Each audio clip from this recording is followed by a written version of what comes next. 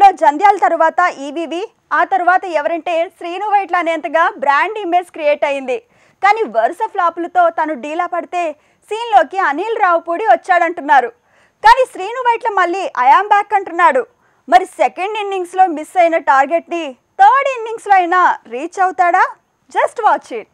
Srinu Vaitla Gopichand combination లో తెరకెక్కుతున్న movie విశ్వం. ఈ సినిమా గోపీచంద్ కంటే శ్రీను వైట్లకి అగ్ని పరీక్ష లాంటిది.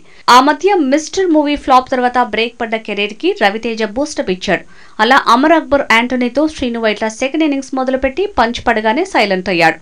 అందుకే ఇప్పుడు థర్డ్ ఇన్నింగ్స్ ని సాలిడ్ గా ప్లాన్ చేస్తున్నట్టున్నాడు. శ్రీను వైట్ల అంటేనే జంధ్యాల, ఈవీవి సత్యనారాయణ తర్వాత మెగా ఫోన్ తో కామెడీ గారడీ చేసిన దర్శకుడు.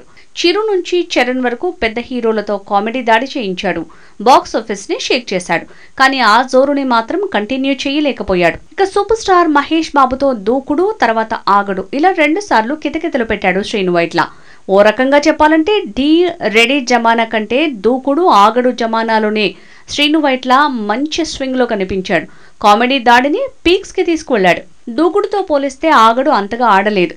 బ్రూస్లీతో పోలిస్తే బాద్షా అంతగా వసూళ్లు రాబట్టలేదు. ఇలా ఒక్కో ఫెయిల్యూర్ తర్వాత మిస్టర్ తో డీలా పడ్డ శ్రీను వైట్ల మళ్ళీ మహేష్ తో మూవీ అన్నాడు. కానీ వర్కౌట్ కాలేదు.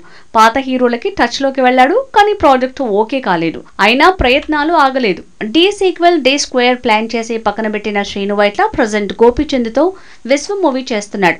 తర్వాత రవితేజతో సినిమా ప్లాన్ చేశాడు. అన్ని వర్కౌట్ అయితే వెంకీ, దుబాయ్ సీను, తర్వాత అమర్ అక్బర్ యాంటోనీతో మిస్ అయిన హ్యాట్రిక్ ఈసారి కన్ఫర్మ్ చేసే పనిలో ఉన్నాడని తెలుస్తోంది.